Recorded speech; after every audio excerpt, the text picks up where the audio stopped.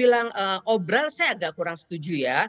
Mungkin diberikan adalah diskon-diskon spesial. Kenapa? Kita kan dalam melakukan satu bisnis tentu kita harus melihat kondisi pasar pada saat ini, melihat kondisi perekonomian Indonesia pada saat ini.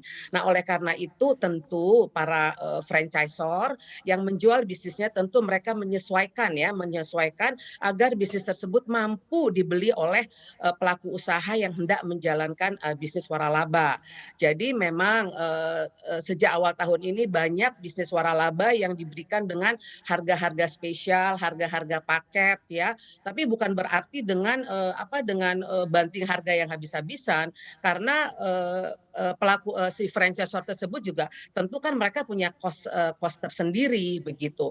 Dan, untuk tetap memajukan bisnis mereka tentu mereka harus melihat kondisi pasar pada saat ini, kemampuan masyarakat dalam membeli bisnis franchise. Maka terjadilah banyak bisnis-bisnis franchise yang dijual dengan harga mungkin diskon yang berbagai macam. Ada yang diskonnya besar atau ada diskonnya yang hanya dalam bentuk paket-paket hemat seperti itu kita biasanya mengistilahkannya. Baik, dengan, banjir diskon begitu ya Bu Levita. Tapi kalau kita bicara Ya. terkait waralaba yang harus gulung tikar di masa pandemi COVID-19 ini, menurut data dari Anda selaku ketua komite begitu ya, di sini memang seberapa banyak, waralaba yang harus gulung tikar di masa pandemi Covid ini? Ya, selama masa pandemi ini memang pada, tahun 2020 memang banyak sekali yang tutup.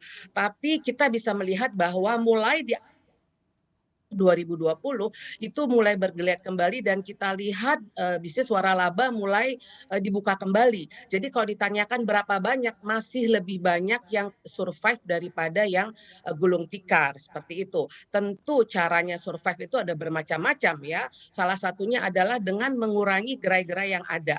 Jadi biasanya mereka mempunyai gerai misalnya ada 100, mereka kurangin misalnya menjadi 50 gerai atau 70 gerai. Yang tadinya gerainya itu, 500 meter akhirnya lebih diperkecil menjadi 200 meter. Nah, itulah salah satu yang dilakukan oleh, pelaku, usaha waralaba untuk membuat bisnis mereka bisa tetap survive, seperti itu.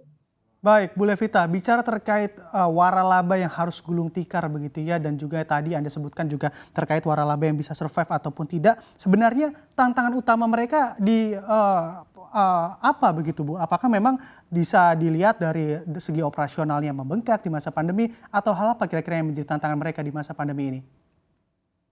Ya, tentu ya karena, fixed cost itu tetap jalan ya, sementara mereka tidak ada income, tidak ada pemasukan, khususnya untuk pelaku usaha yang berada di mal-mal. Kita tahu bahwa tahun lalu itu mal, dibuka tutup, buka tutup. Nah, pada saat mal ditutup tentu semua bisnis yang ada di mal itu tidak bisa, beroperasi, sehingga mengakibatkan bisnis tersebut tidak bisa jalan dan mereka tentu tidak mempunyai, income ya.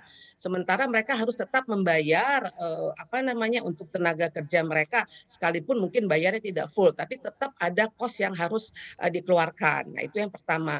Terus yang kedua, tantangannya adalah pengusaha juga harus, melihat perubahan perilaku yang terjadi di masyarakat, di mana sekarang eranya digitalisasi. Yang tadinya bisnis kita hanya offline, sekarang mau nggak mau kita harus, memberlakukan juga adanya, bisnis online. Untuk apa? Untuk merespon, perubahan perilaku masyarakat yang sedang terjadi pada saat ini. Nah, masalahnya adalah tidak semua pelaku usaha itu siap untuk melakukan, perubahan, siap untuk, untuk mengikuti, perubahan perilaku masyarakat yang terjadi. Untuk informasi lebih lengkap dan juga berita terkait bisa klik link di deskripsi, dan juga jangan lupa untuk download aplikasi CNBC Indonesia di Play Store dan juga App Store. Dan yang paling penting, jangan lupa subscribe ya